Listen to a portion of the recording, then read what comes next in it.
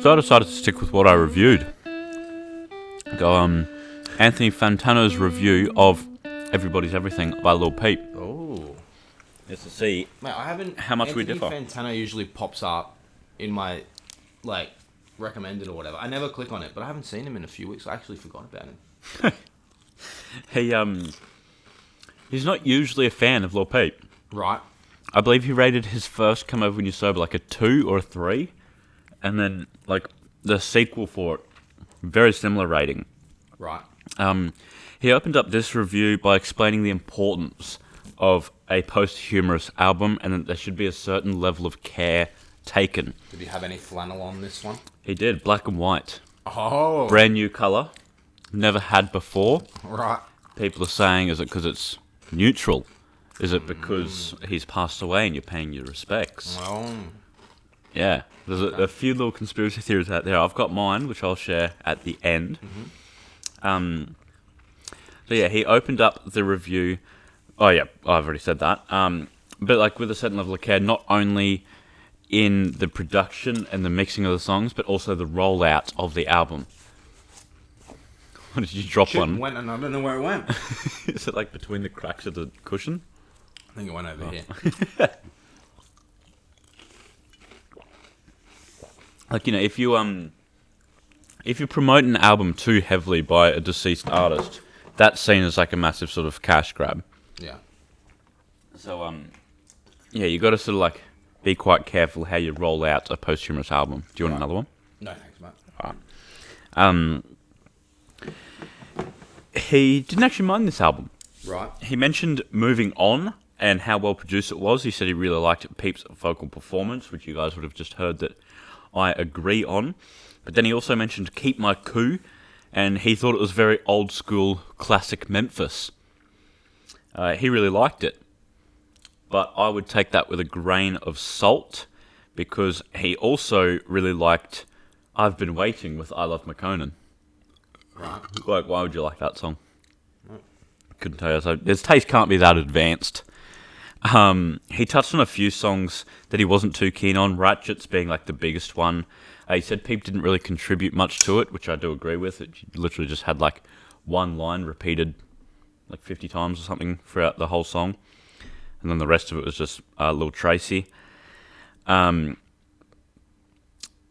He made it pretty well known that he's not a Lil Tracy fan as well. Right.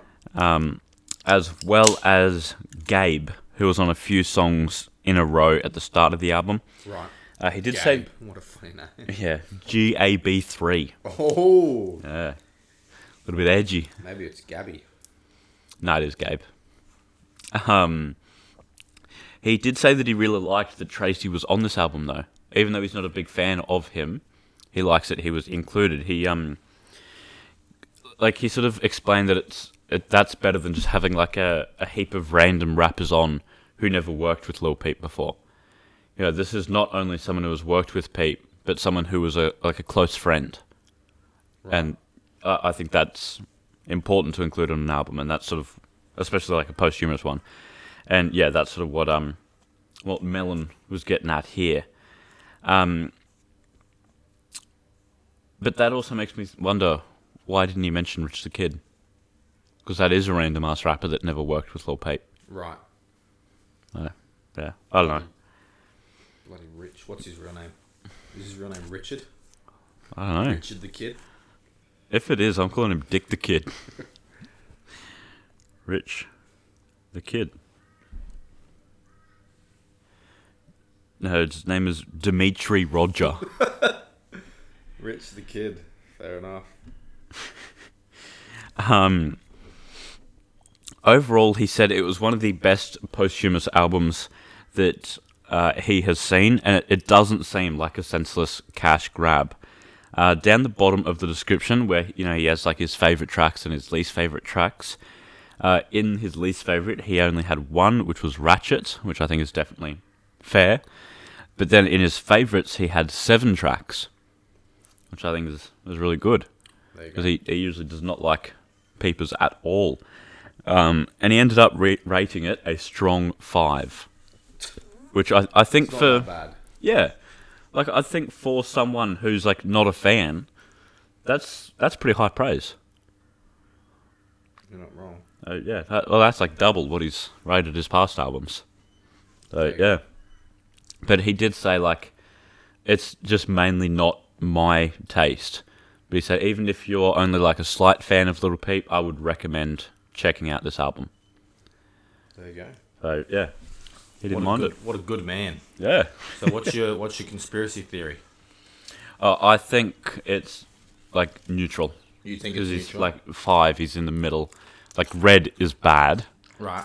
There's no green flannels out there for like, red stop, green go. Right. So he's getting the next closest colour, which is yellow, Right.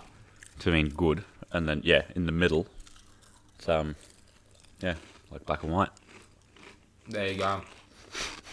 Thanks for reminding me, I completely forgot about that.